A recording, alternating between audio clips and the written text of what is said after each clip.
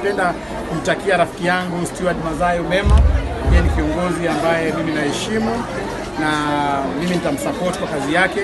Niko na uhakika 2022 nitarudi, nitakuwa kiongozi wa watu wote ambao walinitoa kule katika Senate. Asante. Thank you. Hiyo mambo ya nini? Hiyo mambo ya spokesperson wa Coast. Ni muhimu sana.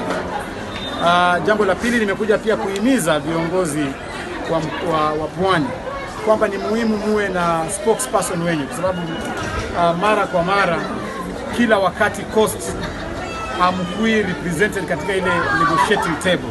Sisi kule Western Province tuko na mtu ambaye tukiwa na jambo letu lolote unapata Msali amekaa pale, unapata Wetangula amekaa.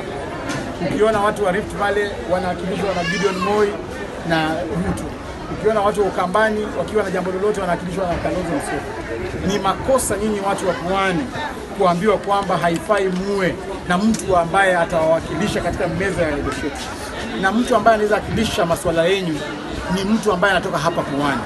Ningependa tu kuja kuambia kwamba aim yangu kubwa ni kwamba mnajua tu katika nationwide recruitment ya popularize chama chetu cha ANC, na leo hii tumekuja kueneza injili hiyo hapa Mombasa County. Lakini mnavyojua mimi nimekuwa naibu wa wachache katika bunge la Seneti kule Nairobi, na wiki iliyopita mliona kwamba wale wanachama na maseneta wa ODM walikongamana wakakubaliana kwamba mimi niachishwe kazi hiyo, na sio kwa sababu mimi sitoshi, ni kwa sababu niliwashinda kura kule Matungu constituency.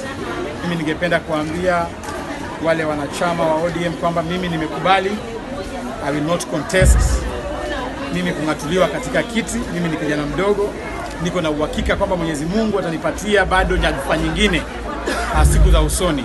So mimi sitalalamika, lakini ile jambo ambalo mimi lilihuzunisha kidogo ni kwamba sasa hivi ni muhimu viongozi waamini uongozi wa vijana. Hata kama hawakunipenda mimi Cleophas Malala kuwa deputy minority leader, basi wangenitoa na wapatie kijana mwenzangu, sababu hiyo nafasi ilikuwa nafasi ya kukuza uongozi wa vijana.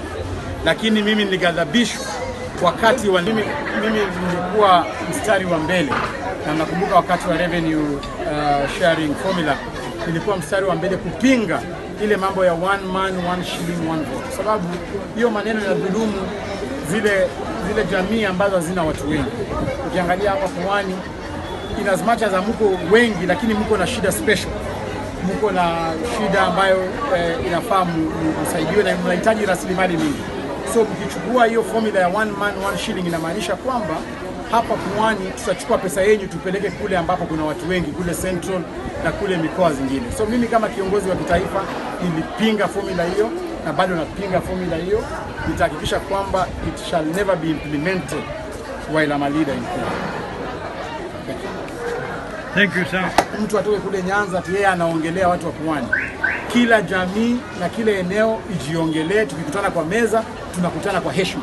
So ningependa kuhimiza tu Mheshimiwa Joho, sababu tunamwamini kutoka kule Western Region, tunamtambua. Mheshimiwa Kingi na Mheshimiwa Mvurya, mshikane, mweke Pwani pamoja na mkuje kwa meza, tutawasikia kama Wapwani, lakini msiruhusu ati mtu mwingine akuja waongelee. Mtakuwa mnaregesha Pwani nyuma kabisa kabisa kabisa.